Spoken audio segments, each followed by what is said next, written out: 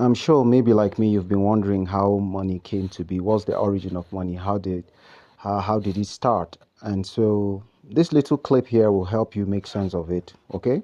Every hour of every day, this government facility in Washington, D.C. turns paper into money. In order to keep up with demand, these machines are running 24/7, pumping out more than $500 million into the U.S. economy every day. But this is only a tiny fraction of how much money is really made. Most of our money exists digitally, and this number currently goes up by more than $4 billion every day. But where does all of this money come from? Before it ever reached your bank account, it changed hands countless times, passing through people, governments, and businesses, all after being simply typed into existence on a computer. We modeled the entire thing to show you how money really works, and how it drives the country, inflates prices, and ultimately puts you in debt. But in order to fully understand how we got to this point, we need to go back to a time before money.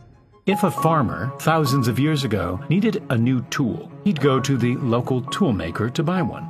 The farmer didn't have anything to give him in return, so instead, they both just agreed that he owed him something in the future.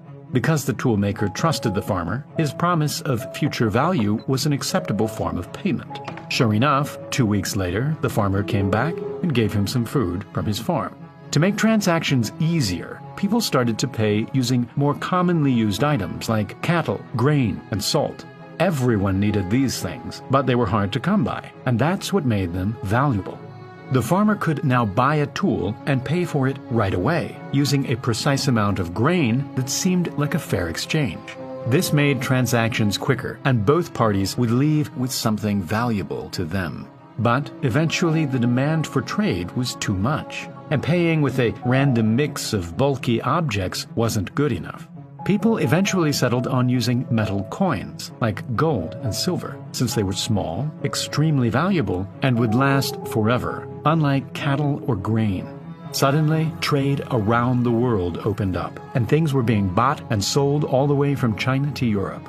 But traveling with so much gold became heavy and dangerous. This was when the whole idea of money started to change. In 17th century London, trusted gold